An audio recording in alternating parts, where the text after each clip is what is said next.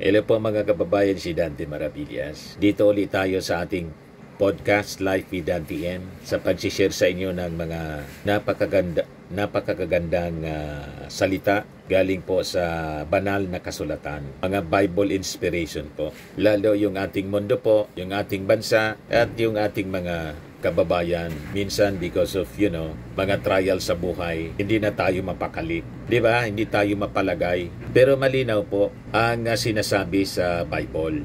Yan po ang sabi sa Philippians chapter 4, 6-7. Do not be anxious about anything, but in every situation, by prayer and petition, with thanksgiving, present your request to God.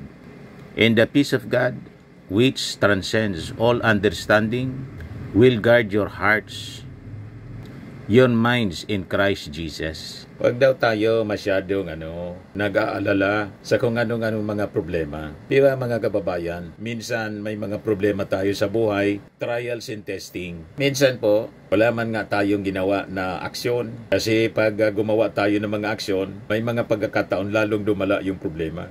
Di ba? Pero mabibigla ka na lang. Experience namin yon na yung mga problemang kinakaarap natin, bigla na lang po dumarating yung solusyon sa problema. Halimbawa sa pinansyal, ang akala mo, wala na talaga. Sagad ka na. Isang araw, may biglang dumating na opportunity. Ngayon pala ang magbibigay ng solusyon sa problema mo pinansyal.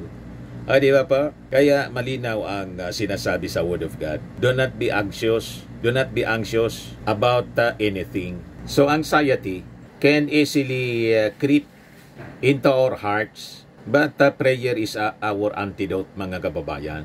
By bringing our worries to God with thanksgiving, He replaces our anxiety with peace. Nawawala yung ating mga pag-alala.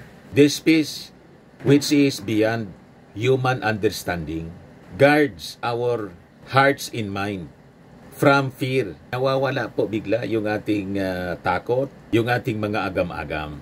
Di ba po? Mga kababayan, tiwala lang sa ating Panginoon. So samahan po ninyo ako mga kababayan sa ating maiksing panalangin.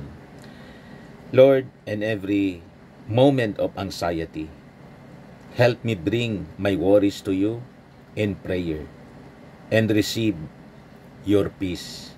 Amen. So kung ito po ay nakatulong sa inyo para gumaan yung inyong pakiramdam, then share ninyo din po sa inyong mga kakilala at kaibigan. Lagi nating tatandaan sa buhay, you become what you believe. Bye-bye po. God bless.